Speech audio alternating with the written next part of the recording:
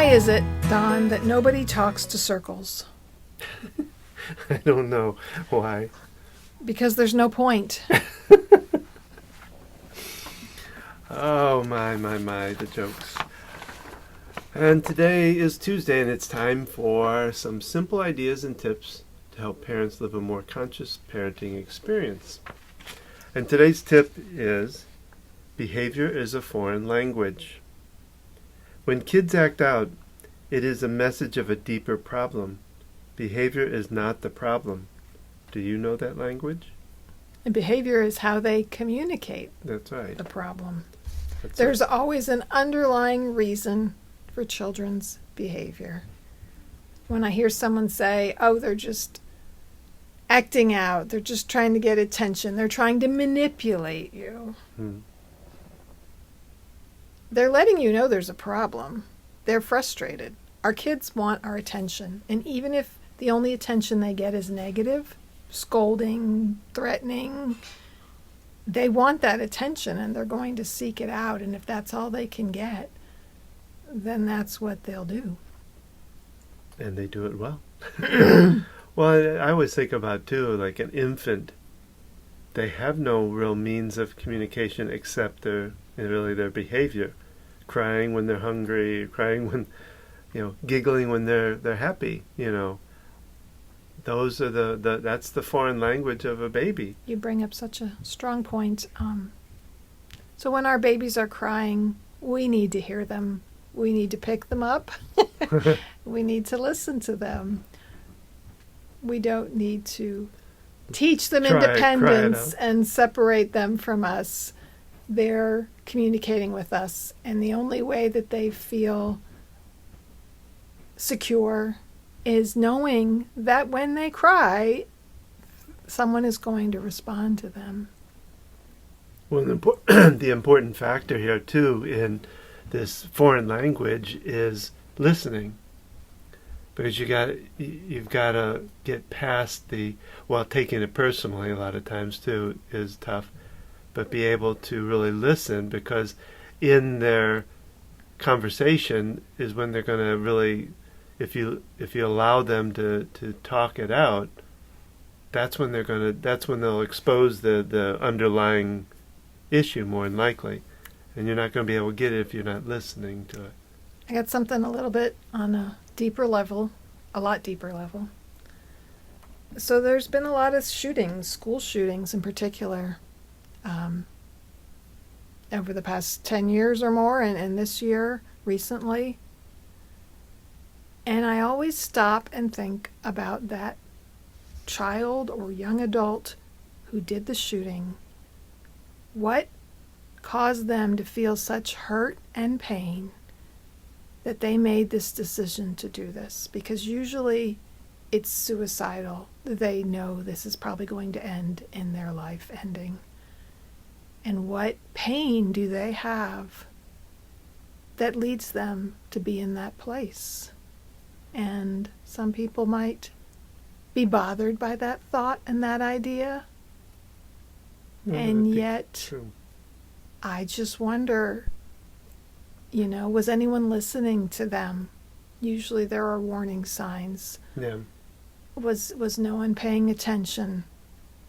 They obviously were not feeling heard. Well, Neil Donald Walsh talks about it in his book.